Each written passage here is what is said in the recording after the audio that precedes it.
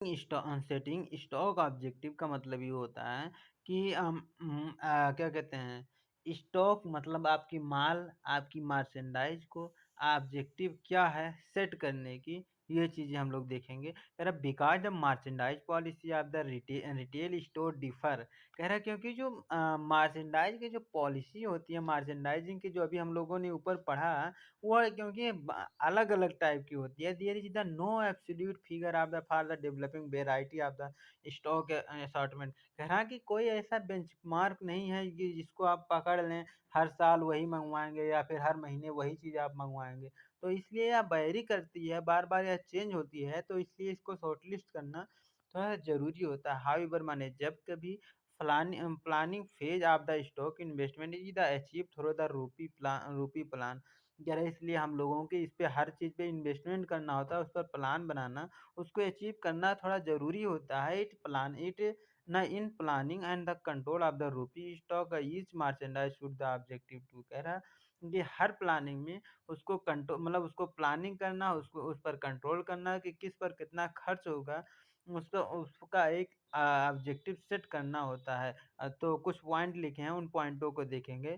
तो पहला पॉइंट जिसमें है कि मेंटेन एडुक्वेट माने पर्याप्त effort list based on the sales plan vendor fill the rate commitment. कह रहा है जो वेंडर फिल किया है रेट को कि इस रेट पे हम लोग ये प्रोडक्ट खरीदेंगे बाई करेंगे, तो उन चीज़ों पर मतलब सही प्रकार से प्लान बनाना बहुत ज़्यादा ज़रूरी होता है। एक पर्याप्त असॉर्टमेंट तैयार करना भी बहुत ज़रूरी होता है, ठीक है। दूसरा होता है रेगुलर रूपी investment of the stock relation to the sales obtain satisfactory belong the two factor। कह रहा है दोनों के बीच में चाहे वह रिटेलर जैसे मान लीजिए कस्टमर की डिमांड तो फुलफिल हो रही है, बट रिटेलर हमेशा लॉस ही में जाता है, तो ऐसा ना रहे। दोनों दोनों की जैसे उसकी डिज़ायर भी मीट हो सके, उसकी वांट और नीड भी मीट हो सके, और इसकी ऑर्गेनाइजेशन की भी प्रॉफिट थोड़ा बहुत हो। तो वही कह रहा हूँ, उन दोनों में बैलेंस होना बहुत ज़रूरी होता है। अच्छा, यहाँ पे 2 चीज़ हम लोग देखेंगे जो बीओएम और ईओएम है। तो इन चीज़ों को बहुत ज़रूरी होता है, इन चीज़ों को कहीं लिख लेना। कह रहा after planned monthly sales are the establish amount of the rupee stock that plan on the hand the beginning of the stock is. कह रहा है अगर आप शुरुआत में बिगिनिंग मतलब शुरुआत में अगर आप मंथ में कितना कौन सा माल के साथ आप स्टार्ट कर रहे हैं धंधा, फिर कह रहा है एंड ऑफ द मंथ और महीने के अंत में आपका मतलब कितना माल बचता है, इन चीज़ों को डिटरमाइन करना बहुत ही ज़्यादा ज़रूरी होता है। फिर कह रहा है EOM particular month of the is the same. कह रहा है ये वही माल होता है जैसे आप जो अभी आज ख़त्म हुआ, कल सुबह वही तो माल रहेगा जब तक और दोबारा कोई रिसीव ना हो, बाहर से मँगवा ना ले माल। तो सेम माल होता है ज़्यादातर, कि जैसे आज जो माल जैसे आप आज जो पूरा दिन आपने धंधा किया है, रात को आपने मतलब जो आपका रात यानी कि आपका दिन का तो अंत हो गया, बट अगले दिन उसी जो सेम टाइप का प्रोडक्ट था, जो जितना प्रोडक्ट बचा था, वही प्रोडक्ट आपका बिगिनिंग ऑफ द डे हो जाएगा। तो बिगिनिंग माने स्टार्टिंग, शुरुआत, इनिशियल, तो प्राइमरी जिसको कहते हैं।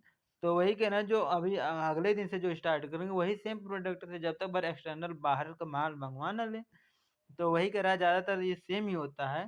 फिर कह रहा है it is important to know the turnover the doing the stock planning representation of the degree of the balance between the sales and stock.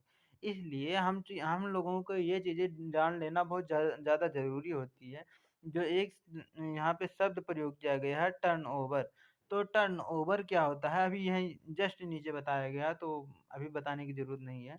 तो वगैरह इन चीज़ों से हम लोगों को फ़ैमिलियर होना या फिर हम लोगों को अच्छे से तरीके से जान लेना हम लोगों के लिए ज़रूरी होता है। फिर कह रहा है let us take the closer, इसमें कह रहा है 5 डिसीज़न हो, यहाँ पे 5 डिसीज़न होते हैं, जो मतलब लेना बहुत ज़्यादा ज़रूरी होता है। जो एक रिटेलर होता है, बहुत ही मतलब ध्यानपूर्वक इन चीज़ों को डिसीज़न लेता है, जिसमें से पहला होता है मार्क डाउन किसी भी चीज़ को करना। एक होता है मार्कअप करना किसी को, मतलब मार्कअप मतलब किसी चीज़ को टिक लगाना कि यहाँ तक, इससे ज़्यादा नहीं खरीदेंगे। मार्क डाउन माने इससे कम नहीं किसी भी चीज़ को खरीदेंगे। बाई मोर मतलब ज़्यादा से ज़्यादा कितना खरीदेंगे, बाई लेस माने कम से कम कितना खरीदेंगे। अ, फिर कह रहा है डोंट एनीथिंग, तो ये तो कोई पॉइंट नहीं है। एक होता है लिक्विडेशन। लिक्विडेशन मतलब कभी-कभी किसी चीज़ को ढीला दे दिया। जैसे अभी जान जो पहले से आपने प्लानिंग बना लिया है ना, बट देख रहे हैं कि आप उसकी प्रोडक्ट लगातार उसी उस मंथ में बढ़ती जा रही है। जो आपकी प्लानिंग में अंडर में नहीं था, तो उसको कहते हैं लिक्विडेशन। लिक्विडेशन माने उसमें ढीला देना, ढिलवाही मतलब क्या कहते हैं अपने प्लानिंग में भी कुछ चीज़ें डीले कर देते हैं, तो उसको कहते हैं लिक्विडेशन। तो ये हो गया।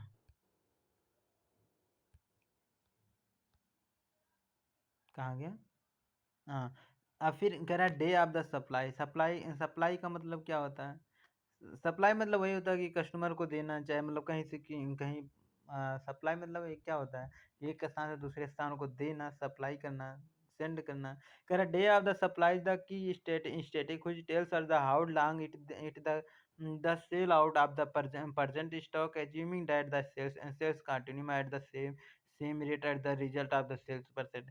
कह रहा है कि किस टाइप का प्रोडक्ट कितना दिन लेगा, मतलब जैसे एक होता नहीं है कि आपको मतलब 6 महीना, 7 महीना अभी हम बताएँ ना कि प्लानिंग कम से कम साल में 2 बार बनाना ज़रूरी होता है। तो वही कह रहा है कि जैसे हम लोग किसी भी प्रोडक्ट की जब हम लोग सप्लाई में जैसे मैन्युफैक्चरर हमको कब तक पहुँचाएगा, या फिर क्या कहते हैं डिस्ट्रीब्यूटर हम तक प्रोडक्ट कब तक पहुँचा देगा।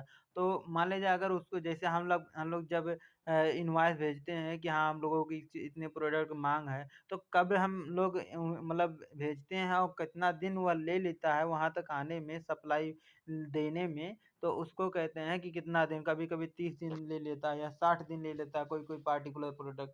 तो वही इसमें दिया है। जैसे कह रहा है कि इसमें टूथपेस्ट हो गया, टूथपेस्ट को सेल करने में 30 दिन आपको लगते हैं, बट उसको सप्लाई करने में, माल को खरीदने में कितना टाइम लगता है। एक होता है सॉफ्ट ड्रिंक, इसमें लिखा है सॉफ्ट ड्रिंक, इसमें एग्ज़ाम्पल ले रहा है। समर ड्रिंक होता है, ऐसे हर एक प्रोडक्ट की एक अलग-अलग कि जैसे इतने समय में या हम लोग इसको कस्टमर को बेच देंगे प्रोडक्ट, तो वही कह रहा है वो सप्लाई के अंडर में आता है। फिर कह रहा है day of the supply analyse the last period of the sales. कह रहा है इसको इस प्रकार से कैसे आप सप्लाई को कैसे आप डिटरमाइन करते हैं, कैसे आप एनालाइज करते हैं कि जो 1 महीने के अंदर 1 महीना जान जो अब बीत गया, तो उस महीने में देखते हैं कि किस टाइप के प्रोडक्ट के हम लोगों ने कितना जल्दी-जल्दी बेच दिया। फिर कह रहा है बेस्ड ऑन द रेट, उसके रेट के हिसाब से, उसके प्राइस के हिसाब से भी देखते हैं कि कितना जल्दी से वह चेंज होता है। फिर कह रहा है give your the number of the days of the supply left on on the style. कह रहा वह कब आया था और कितने दिन में वह चला गया, यह भी चीज़ हम लोग एनालाइज करें based on the number of the day die to tell the system examine. कह रहा है यह दिन की संख्या में हो सकता है, मतलब जो आप एनालाइसिस कर रहे हो। कह रहा है using the uniform day of the supply the match lead the time of the reduce the without the losing sales. कह रहा है अगर आप इस प्रकार से अगर आप प्लान बनाते हैं या इस प्रकार से आप एनालिसिस करते हैं किसी एक पार्टिकुलर प्रोडक्ट की कितना दिन में आप सेल कर ले जा रहे हैं, अगर ये ऐसे आप की प्लानिंग स्ट्रेटजी है, तो आप मतलब सेल्स को लूज़ कर ही नहीं सकते हैं, क्योंकि आपको पहले से पता चलेगा कि भाई जैसे ये प्रोडक्ट आया है, तो ये प्रोडक्ट कितने दिन में बिक जाएगा, उससे पहले आप मँगवा लेंगे। तो वही कह रहा है सेल्स लूज़ नहीं इस तरह होती है। एक होता है स्टॉक टर्न। स्टॉक टर्न का मतलब ये अब वही टर्नओवर आपको बढ़िया से बताएगा, है ना? तो पढ़ते हैं। सबसे बढ़िया चीज़, हाँ, ये वाला ज़रूर पढ़ लेना या फिर ज़रूर अपना नोट कर लेना। फिर कह रहा है stock turn in the measure of the how many times of your inventory is the replace over the year. कह रहा है जो आपका इन्वेंटरी है या फिर जो आपका माल है, एक साल में कितनी बार वह रिपीट होता है, कितनी बार वह मँगवाया जाता है उस माल को, तो वही उसका टर्नओवर हो जाता है। How quickly are the number of the times SKU. SKU मतलब स्टॉक कीपिंग यूनिट हम बोले ना, स्टॉक कीपिंग यूनिट आपको हमेशा याद करना, आरओआई हमेशा याद करना होता है। ना वो केपीआई आपको याद करना होता है, तो ये सब ऐसे ही आपको मिलेंगे, जल्दी फुल फॉर्म नहीं मिलेंगे। तो कह रहा है आपको किस मतलब टाइप के प्रोडक्ट की यूनिट की मतलब किस एसकेयू, मतलब एक एसकेयू मतलब एक टाइप का प्रोडक्ट हो गया। एक SKU is a rotation of a month. कह रहा है उस टाइप के मतलब एसकेयू मतलब ये नहीं होता है कि केवल टूथपेस्ट ही, मतलब एसकेयू मतलब एक स्टॉक यूनिट, स्टॉक में बहुत सारे माल होते हैं भाई, जैसे टूथपेस्ट भी हो गया, उसमें साबुन भी हो गया, मतलब ये जैसे एक बार में जो चीज़ आया उसको कहते हैं स्टॉक कीपिंग यूनिट। या फिर जो आपके स्टॉक में पड़ी है उसको भी स्टॉक कीपिंग यूनिट कभी-कभी बोलते हैं। तो वही कहते हैं, जैसे ये स्टॉक कीपिंग यूनिट का मतलब ये नहीं कि केवल सिर्फ़ आप ब्रश ले लिए या फिर सिर्फ़ एक कलम, ईयरफ़ोन ले लिए हैं। स्टॉक कीपिंग, स्टॉक स्टॉक माने आप समझ लें एक टाइप का प्रोडक्ट नहीं होता है। फिर कह रहा है रोटेशन इन द मंथ, कितने मतलब कितनी बार उसकी रोटेशन मतलब क्या होता है, कितनी बार वह एक महीने में कितना बार वो आया है उसको कहते हैं स्टॉक टर्नओवर। फिर कह रहा है फॉर द एग्जांपल, जैसे कि आप एग्जांपल दे रहा है, if you have the average inventory of the 30 ties in the year. कह रहा है जैसे कि आप जो 30 टाई मतलब तीन 300 30 कह रहा हूँ, 300 टाइप के इन्वेंट्री आप एक साल में मंगवा रहे हैं, बट उसको उसकी सेल्स हो रही है, हाँ, उसकी सेल्स हो रही है 300 टाइप का 4-4 महीने पे। तो 4-4 महीने पे अगर वो सेल्स हो जा रही है तो 4 4 महीना 4 तिया 12 यानी 12 महीना यानी 1 साल में वह कितना प्रोडक्ट बिक जाएगा, 3 तरीके 900 हो जाएगा। तो वही होगा 900 होगा जैसे 4 महीना। फिर कह रहा है योर इन्वेंट्री टर्नओवर, अगर देखा जाए टर्नओवर माने 1 साल में अगर आप देखेंगे तो टोटल रिप्लेस बाय 4-4 महीने में हो रहा है, यानी कि 3 टाइम्स, टाइम्स माने यहाँ बार होता है, 3 बार हो गया, पर ईयर माने 1 साल में। देयरफॉर माने इस प्रकार से योर टर्न इज़ द 3 बार हो गया, तो 3 बार से जब 300 में जब गुणा करेंगे तो 900 हो जाएगा। फिर कह रहा है in 3 turn is the total 900 times are that sold in a your year. फिर कह रहा है इस प्रकार से आपकी जो एवरेज सेल्स हो गई 300 हो गई, बट जो टर्नओवर होगी आपकी स्टॉक टर्नओवर जो होगी वो कितना हो गया 900। इसका फार्मूला भी एक अभी आएगा, उसको लिख भी लेना। कह रहा है stock turn is the often increase by the reducing selling price. कह रहा है कि स्टॉक टर्नओवर अब अगर आपकी की बढ़ती है, स्टॉक टर्नओवर आपकी बढ़ती है तो आपकी सेलिंग प्राइस घटती है। या फिर आप ऐसे कहें कि अगर आप प्राइस घटा देते हैं तो स्टॉक टर्नओवर बढ़ जाती है, कस्टमर जल्दी-जल्दी खरीदने लगते हैं। फिर कह रहे हैं रिटेलर जैसे एक वॉलमार्ट करके यहाँ पे एक वॉलमार्ट करके है यहाँ पे, तो वॉलमार्ट अभी आप यूट्यूब पे कहीं भी सर्च करके देख लेना, ये थोड़ा अच्छा मार्क मतलब रिटेलर है, तो देख लेना। उस टाइप का थोड़ा-सा जैसे डी-मार्ट करके है, तो इस प्रकार का ज़्यादातर स्टॉक मतलब ज़्यादा माल खरीदता है, कम प्राइस में बेचता है। उम, इस प्रकार से टाइप का है रिटेलर। कह रहा है offer the product at the low price, या प्रोडक्ट को कैसे बेचता है लो प्राइस पे। हाउएवर माने this obviously reduce the profit. कह रहा है ये सत्य बात है कि यह प्रॉफिट को तो कम कर लेता है। मतलब जैसे एक टाइप के प्रोडक्ट को कम समय में मतलब या कम कर लेता है, बट इसकी सेल्स बढ़ जाती है ना। कह रहा है a balance sheet is the reach between the proper stock turn and the sales and the proper profit margin on the product sold in the store. कह रहा है इस प्रकार से मतलब वह प्रोडक्ट की प्राइस तो कम कर लेता है, बट उसकी सोल्ड मतलब प्रॉफिट उसकी प्रॉपर इस प्रकार से उसकी होती है कि जैसे जैसे वह सोल्ड होता है, मतलब जैसे जैसे वह प्रोडक्ट बिकेगा उसकी प्रॉफिट उसी में बैलेंस हो जाती है, ठीक है। Increase the stock turn in the number of the game retailer, and therefore the competitive pricing policy help the achieve the better stock turn and the result। कह रहा है इस प्रकार से समय-समय पे आपको एनालाइज़ करना कितना ज़्यादा ज़रूरी होता है। कॉम्पिटिटिव प्राइस आपको समय-समय पे देखना कि हाँ, कॉम्पिटिटिव प्राइस हुआ जो जैसे वॉलमार्ट टाइप का आपका अगर आपके अगल-बगल कहीं ओपन हो गया, तो आपको भी मतलब उसके टाइप के मतलब उतना आपको प्राइस लो करके करना पड़ेगा, नहीं तो आपका मतलब आपके यहाँ आएगा ही नहीं कोई। तो इन चीज़ों को मतलब देखना ज़रूरी होता है। तो स्टॉक टर्नओवर का फ़ॉर्मूला होता है एनुअल सेल्स, मतलब कि 1 साल में आप कितनी बार या कितना ज़्यादा सेल्स आप कर रहे हैं बटे एवरेज इन्वेंट्री। एवरेज इन्वेंट्री मतलब कि वही देखा देखा जाता है कि बिगिनिंग में आपकी कितना इन्वेंट्री था और फिर लास्ट में कितना इन्वेंट्री था, दोनों को जोड़ लेते हैं। फिर एवरेज निकालना है तो 2 चीज़ों को जोड़ रहे हैं तो 2 से बटा करना पड़ेगा। तो अगर ना समझ में आए तो ऑफ़लाइन पूछ लेना मुझसे। एक होता है stock to sales ratio, stock to sales ratio का मतलब क्या होता है? This is the ratio inventory available for the sales versus the quantity sold. कह रहा है कि आप मतलब यह किसके किसके बीच में होता है कि आप जो कितना प्रोडक्ट आप बेचे हैं और कितना क्वांटिटी में अभी अवेलेबल है फॉर एवरी यूनिट सोल्ड, हर एक यूनिट के बेचने पर, how many times unit hand on, कह रहा कितना कितना चीज़ आपके अभी हाथ में था। फिर कह रहा स्टॉक टू सेल्स, जो स्टॉक टू सेल्स रेशियो है, एसएसआर इसको रेशियो बोलते हैं, एसएसआर भी इसको बोलते हैं, exact inverse of the sales through percentage. अभी जो सेल्स थ्रो परसेंटेज है, एसटीपी, यह अगला आने वाला टर्म है। कह रहा some compliance of the history history data use the retailer as the numerous institute of the cost of the sales. इस प्रकार से हम कह सकते हैं कि बहुत सारी चीज़ों को, डाटा को, कॉस्ट को हम लोग एनालिसिस करते हैं। एक जो सप्लायर होता है, सप्लायर इंडस्ट्री, या फिर एक जो रिटेलर होता है अपनी मर्चेंडाइज को प्लान बनाने में।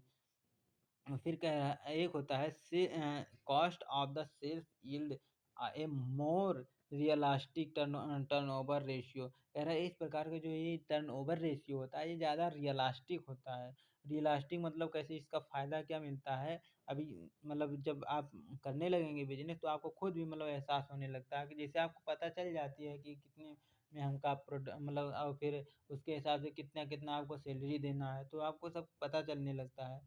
But is the often the necessary to use the sales product is the competitive analysis। But ये हमेशा यह ज़रूरी होता है कि अपने कंपटीशन को एनालाइज करना बहुत ही ज़्यादा ज़रूरी होता है। Cost of the sales consider to be the more realistic because of the difference in which the sales and the cost of the sales are the recorded. कह रहा है इस प्रकार से हम लोग, इसी वजह से हम लोग सेल्स की डाटा को रिकॉर्ड करके रखते हैं कि कौन सा सेल्स किस कॉस्ट पे हुई थी, किस प्राइस पे हुई थी। और फिर कह रहा है sales are the generally recorded in the market value and the value at the which the market place paid for the good और the service provided by the firm. कह रहा है जो हम लोग सेल्स डाटा रखते हैं वो मार्केट वैल्यू पे रखते हैं। ये नहीं कि जो आपने पिछली 10,000 पहले साल आपका प्रोडक्ट की प्राइस क्या थी तो इस समय क्या प्रोडक्ट की, ऐसे नहीं, जो मार्केट के वैल्यू, जो ट्रेंडिंग वैल्यू है उस पर देखा जाता है। Yeah, even the firm are the actually here and the market paid the premium firm good and service, then numerous may be the inaccurate the measure। कह रहा है इस प्रकार से जब आप मार्केट के वैल्यू पे आप मतलब इतना ज़्यादा डिपेंडेंट रहेंगे तो कभी कभी आपको घाटा भी हो जाएगा। हो सकता है मार्केट में कुछ अचानक से चेंज आ जाए, तो मतलब यह हमेशा सत्य बात नहीं होता है कि आपका प्लानिंग हमेशा सही ही रहेगा। कह रहा हाउएवर माने जब कभी cost of the sales are the recorded to the firm whatever the actual the paid by the material available for the sales। कह रहा कभी कभी ऐसा होता है कि जब आप प्लानिंग बना रहे हो तो आप सेल जो प्रोडक्ट, एक पर्टिकुलर प्रोडक्ट की प्राइस आपने अलग सेट किया हो, बट आप जब उसे मतलब परचेज करने गए हो तो उसको अलग प्राइस पे परचेज करना पड़ रहा है। या फिर ये हो सकता है कि जैसे आप सेल्स करने के समय पे आप सोच रहे हो कि इतने भी हम लोग सेल्स करेंगे, बट जब सेल्स के टाइम पे उसको हो सकता है उसके नीचे वाले प्राइस पे आपको सेल करना पड़ जा रहा है। तो ये सभी आप थोड़ी ना एक्सपेक्ट किए थे उसमें। तो कह रहा है एडिशनली बहुत सारी चीज़ें ऐसे हो जाती हैं, फर्म में the reduce the price of the generate the sales in the effort to the cycle inventory. कह रहा है इसलिए जो एक अच्छा रिटेलर होता है यह सोचता है कि वह किसी भी तरीके से वह जल्दी जल्दी टाइप का प्रोडक्ट, साइकिल माने जल्दी जल्दी टाइप के प्रोडक्ट को, बिकने वाला सामान ज़्यादातर रखे। हियर माने इस प्रकार से term the cost of the sales and the cost of the good source are the synonyms. जो कॉस्ट ऑफ द सेल्स होता है, जो मतलब बिक्री की जो कॉस्ट होती है, या फिर गुड्स की, माल की जो कॉस्ट, बेचने की जो कॉस्ट होती है, यह लगभग साइनोनिम्स मानी जाती है। साइनोनिम्स मीन्स पर्यायवाची, जिसको कहते हैं मिलता जुलता शब्द। कह रहा and the item whose the inventory is the sold once year the higher holding cost. कह रहा है कि जो एक बार मतलब जब बार बार जब चीज़ें बेचने लगती हैं तो उसका मतलब क्या कहते हैं, होल्डिंग कॉस्ट थोड़ा ज़्यादा आती है। मतलब जैसे यही कह रहा है कि जैसे कोई सा ऐसे प्रोडक्ट है, वो जल्दी प्रोडक्ट बिकती ही नहीं, तो उसकी मतलब रखने में होल्डिंग कॉस्ट ज़्यादा नहीं हो जाएगी। लेकिन अगर साल भर में बहुत बार बिक रही है तो उसकी होल्डिंग कॉस्ट लेस रहेगी। फिर कह रहा है stock turnover the anticipate the briskness of the business. फिर कह रहा है purpose increasing the inventory turnover to reduce the inventory of the three reason. कह रहा है कि 3 रीजन ऐसे होते हैं जिनको हम लोग इन्वेंट्री को रिड्यूस कर सकते हैं, इन्वेंट्री टर्न रेशियो को। फिर कह रहा है इंक्रीजिंग द इन्वेंट्री टर्न कह रहा है कि अगर आप टर्नओवर इंक्रीज करते हैं तो इससे रिड्यूस होती है होल्डिंग कॉस्ट। मतलब जैसे आपका सामान जल्दी जल्दी बिकने लगता है तो होल्डिंग कॉस्ट उसको रखने का खर्चा कम आती है। Organization spend the less money on rent, rent पे उस पर खर्चा कम करना पड़ता है। Utilize insurance theft and cost of the maintaining the cost. कह रहा है कभी कभी क्या होता है कि वो माल चोरी हो जाती है या फिर उसको इंश्योरेंस मतलब उसको क्या कहते हैं, जैसे आप पेय पदार्थ जैसे ठंडा वगैरह रखे हैं तो उसको फ्रिज में रखे हैं तो उसका भी बिजली का खर्चा वगैरह जाता है ना। तो वही कह रहा है उसका इंश्योरेंस का कास्ट या फिर थेफ्ट चुराई उराई का तो उसके आपका कम ज़्यादातर हो जाता है। और दूसरा बात क्या, दूसरा फायदा आपको क्या मिल जाता है, reducing the holding cost increase the net income and profitability as long as revenue sales of the remain constant। कह रहा है जैसे जैसे होल्डिंग कास्ट आपकी कम होती है मतलब इंक्रीज होती है, अगर होल्डिंग कास्ट आपकी मतलब कम होती है, रिड्यूस होती है, तो आपकी नेट इनकम जो है मतलब आपकी कमाई बढ़ जाती है। प्रॉफिटेबिलिटी आपका लाभ ज़्यादा होने लगता है जैसे जैसे यह रिड्यूस होने लगता है। ठीक है। Items should the turnover more quickly increase the responsive to change in the customer requirement while allowing the replacement obsolete item।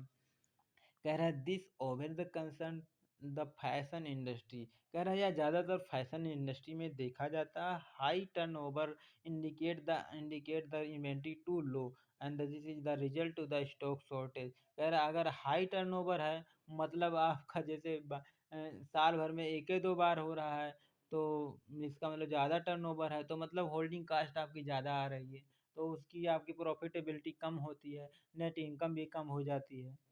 फिर कह रहा है when the making the comparison between the firm it is the important to take note of the industry।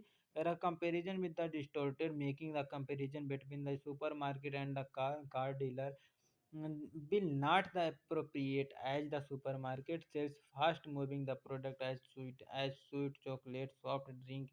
कह रहा है इस प्रकार से जो सुपरमार्केट होते हैं या बहुत सारी कंपनियां होती है उनको डिस्टॉर्टेड करने वाले उनको तोड़ने वाले चीज़ों को कंपैरिजन कम किया जाता है। ऐसे टाइप के जो इंडस्ट्री होती हैं या इसमें ज़्यादातर फर्म उन टाइप के प्रोडक्ट को मतलब कंपेयर करती हैं जो ज़्यादा जल्दी से जल्दी मतलब बिक जाएँ।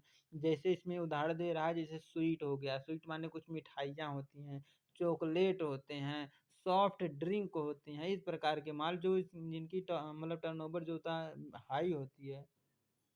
हाउएवर अ कार डीलर, मान लीजिए एक कार डीलर है सच एज द होंडा।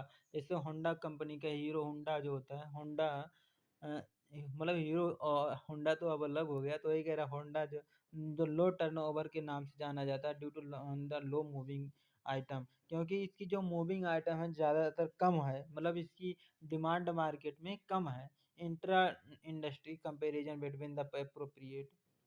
कह रहा आओ हम इसी उदाहरण को लेकर के हम लोग मतलब कुछ बातें कर लेते हैं।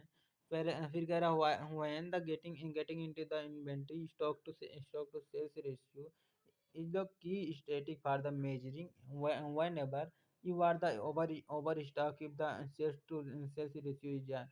कह रहा है इस प्रकार से जब ये प्रोडक्ट बिक ही नहीं रही है और आप इसकी जब स्टॉकिंग ज़्यादा कर लेते हैं तो इसकी एस एस आर रेशियो जो है बढ़ जाती है और जब इसकी एस आर रेशियो बढ़ती है तो वैसे वैसे आपकी सब कास्टिंग भी बढ़ती जाती है। जब कास्टिंग बढ़ती जाती है तो आपकी प्रॉफिट में कम नहीं सब करेगा। there is and the accomplished rise in the sales when you are the adding the more stock without the increasing the sales will the reduce your profitability।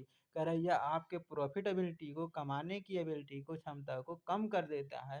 If the S S S R यानी sales stock to sales ratio decrease होता है कम होता है, your sales don't decrease but आपका sales कम नहीं होता है you have the increase the profitability. जब आपका जो एसएसआर है, स्टॉक टू सेल्स रेशियो है, वह डिक्रीज होता है और बट लेकिन आपका सेल्स इंक्रीज होता है, डिक्रीज नहीं होता है, यानी कि इंक्रीज होता है, तो आपकी प्रॉफिटेबिलिटी मतलब वह जल्दी जल्दी बिकने लगता है, तो आपकी प्रॉफिट तो जल्दी मतलब ज़्यादा आएगा ही आएगा, इंक्रीज होगा ही होगा। Following formula can be the calculated. कह रहा है नीचे एक फार्मूला दिया है, इसको आप ध्यानपूर्वक कहीं नोट कर लें। कह रहा है एसएसआर रेशियो इक्वल टू आपने साल भर में कितना कमा मतलब कितना आपने सोल्ड किया है, एवरेज उसकी एवरेज वैल्यू ले लो, बटे आपने पूरे साल में कितना आपको मतलब सोल्डिंग कास्ट का मतलब सोल्ड कितना किया है, बटे उतना कर दो, जो भी आएगा वही एसएसआर रेशियो हो जाएगा। अब जो एसएसआर होता है, उसकी just opposite sales through ratio होती है। मतलब अगर सेल्स थ्रो थ्रो परसेंटेज होता है, अगर ये इंक्रीज होगा तो आपकी प्रॉफिट भी इंक्रीज होगी, अगर ये डिक्रीज होगा तो आपकी प्रॉफिट भी डिक्रीज होगी। इसमें यही बात किया जाएगा। This is the percentage stock of your had the available the sales actually through. कह रहा है sales through the percentage is the next exact inverse of the stock to sales ratio. कह रहा है या उसी के उल्टा होता है जो अभी हम लोगों ने स्टॉक टू सेल्स पढ़ चुके हैं। कह रहा है sales ratio percentage is the specially important of the seasonal merchandise. कह रहा है इसका प्रोडक्ट का हम लोग करते हैं ज़्यादातर सीजनल मर्चेंडाइज के लिए इसका प्रयोग ज़्यादातर करते हैं। फिर कह रहा है it is the goal to cut the stock seasonal merchandise by end of the season. कह रहा है इसकी प्लानिंग हम लोग कब करते हैं, एंड ऑफ द सीजन में, मतलब जैसे सीजन की अंत हो गई तो उसमें इसकी हम लोग सब एनालिसिस कर लेते हैं। फिर कह रहा है देयरफॉर माने इस प्रकार से you can look at the your year today and the sales of the seasonal merchandise. कह रहा है इस प्रकार से आप साल भर में एक बार करते हैं, बट सीजन आने के बाद, है ना।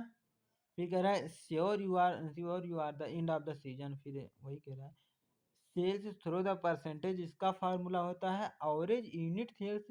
मतलब कि जैसे आपने बिगनिंग में कितना ना सेल्स किया था, एंडिंग में कितना सेल्स किया था, उन दोनों को जोड़ देंगे, बटे दो कर देंगे, बटे unit sales of the inventory, मतलब पूरा पूरा माल आपके पास कितना आपने सेल्स किया था नीचे। ठीक है, सिंस माने इस प्रकार से आपने कैलकुलेट कर लिया है सीजनल मर्चेंडाइज को। अरे यार ठीक है। एक होता है सेटिंग मार्जिन मार्जिन ऑब्जेक्टिव। अच्छा, अब मार्जिन का मतलब ऑब्जेक्टिव आ गया, मार्जिन का गोल क्या होता है। कह रहा है mainly retailer performance indicator of the gross margin percentage. कह रहा है जो ज़्यादातर रिटेलर होते हैं वो यही सोचते हैं किसी भी तरीके से भाई उसमें मार्जिन लाया जाए, मार्जिन माने मुनाफा लाया जाए, कुछ फायदा लिया जाए। ग्रोस मार्जिन माने टोटल टोटल जिसको कहते हैं। फिर कह रहा है big cover the measure the performance while the gross margin are the proceeding the measure relative and the profitability without taking into the account cost of the stock holding investment. Big cover tells us the effective stock turn without the information us about the relative profitability. कह रहा है यह relative profitability को बता, जैसे जो gross होता है इसमें एक्सपेंस वगैरह को अभी घटाया नहीं जाता है, जो उसकी कॉस्टिंग होती है ज़्यादातर इसमें घटाया नहीं जाता है, ठीक है। तो वही जो ग्रॉस मार्जिन आई है अभी, तो वो सब मतलब उसको कहते हैं gross margin, total margin, but ये एक्चुअल मुनाफा ये नहीं होता उसमें। अभी आप अभी ट्रांसपोर्ट का खर्चा मतलब और सभी कास्टिंग वगैरह घटाते हैं उसमें। What is the needed the measure that the combine of the two indicate in the. कह रहा है इसमें दो चीज़ों को मतलब हम लोगों को ज़्यादातर एनालाइज करते हैं। एक होता है GMROI, मतलब GMROI मतलब gross margin return on investment. मतलब जो आपने इन्वेस्टमेंट किया है उस पे कितना ग्रॉस मतलब कितना टोटल आपको मार्जिन मिल रहा है, उसको आपको कैलकुलेट करना होता है। तो इसका फार्मूला होता है GMROI equal to gross margin बटे ग्रॉस मार्जिन मतलब टोटल मार्जिन आपको कितना मिल रहा है, बटे average inventory at the cost. मतलब आपकी एवरेज कॉस्ट क्या है, मतलब क्या कहते हैं एवरेज कॉस्ट, तो मतलब समझ ही रहे हैं, एवरेज मतलब उसका शुरुआत में कितना कास्ट था, लास्ट में कितना सेलिंग प्राइस क्या थी, उन दोनों का बटा में दो कर देंगे। फिर कह रहा है GMROI is merchandise planning the decision making tool assist the buyer to identify and evaluate whatever the adequate the marketing is the earned by the product purchase and the compare to the inventory require to the generate the margin. कह रहा है यह उन चीज़ों में help करता है जैसे किस प्रोडक्ट के हम लोगों को खरीदें जिससे उसका आरओआई जिससे टोटल मार्जिन आपको ज़्यादा मिल रहा हो, है ना? फिर कह रहा है यह उन्हीं प्रोडक्ट को आप खरीदें जिसमें आपका आरओआई रिटर्न ऑन इन्वेस्टमेंट ज़्यादा होगा। मतलब जैसे कुछ थोड़ा-सा मात्रा अगर आप इन्वेस्टमेंट उसमें कर रहे हैं बट उसमें ज़्यादा मुनाफ़ा आपको मिल रहा है। ये चीज़ें आपको दिखाने के लिए जीएमआरओआई फ़ॉर्मूला आना चाहिए या इसका कॉन्सेप्ट आपको आना चाहिए। It focus on the buyer attention on the return on the investment rather than the sales of the benefit the merchandise decision. The focus on the SKU of the each individual particular rather than the department total, and it keep the identify the product winner and the core product। फिर कह रहा है turn over winner through the product that perform the bell which the boost profitability and the best return on investment. इसमें देखा जाता है कि best return on investment क्या है, ठीक है? Core product on the other hand कह रहे कि इसमें दे आर द